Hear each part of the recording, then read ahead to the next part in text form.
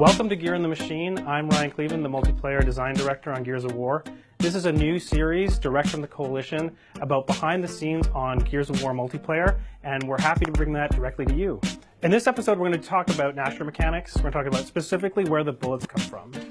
The Gnasher is one of the most important weapons to Gears of War.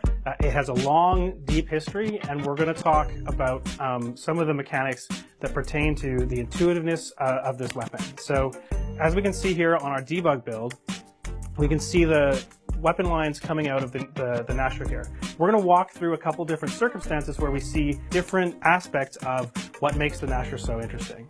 So this first mode here is hipfire. So we're just going to take a shot. Right, so hipfire everybody's familiar with. What these yellow boxes represent is the area that the bullets are going to land in. So every time he takes a shot, that pellet of the regular Gears of War 3 and 4 bullet pattern is going to land within each one of these little sections. So as he moves around, so just at the wall here, you can see that these little boxes will grow and shrink, and the inaccuracy is changing as he's moving. So when he stands still, it's going to get more accurate. Now, when he L triggers, those little boxes collapse, come back out. You can see they grow again, L trigger in, and it tightens up. When he's L triggering here and takes a shot, right, the pattern is sort of as you see on screen. So this is pretty much what everybody's familiar with in terms of, as you would expect inside Gears of War. And now we're going to get into some of the more, noodly bits.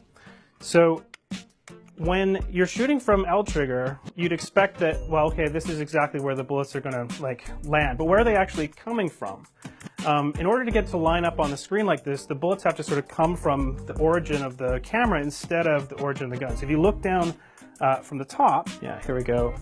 This is a hip fire, and he's going to tighten it up into L trigger, and you actually see that the bullets are coming from where the camera position is. But because it's so far away, the person being hit doesn't really notice the difference, so everybody's, everything feels good. It feels good for the shooter. It doesn't feel that good for the guy getting hit, but at least it's intuitive. Now, if he moves closer to the person getting hit, we try to make it as fair as possible. So for both the shooter and the target, when you get within a certain range, we change it so that the bullets are actually coming from the tip of the gun here for L trigger, right? And this is because we think we've crossed this threshold where it makes a difference to the combat that's there. So you can actually go back to the person's view and you can sort of see this happen here, right? So you can see the fact that when you get close, here, normally you'd have the bullets missing the character because it's using the L trigger, but we've actually determined that in this case, the most intuitive thing is to have the bullets fire from here in order to hit the character. So there's these thresholds where the dynamics of the weapon will change depending upon the circumstances. And all of these tunables are there in order to make sure that the player is having the most intuitive experience possible. Thanks for watching the first episode of Gear in the Machine. We want to answer your questions about Gears of War, so please let us know what you want to hear in the comments below.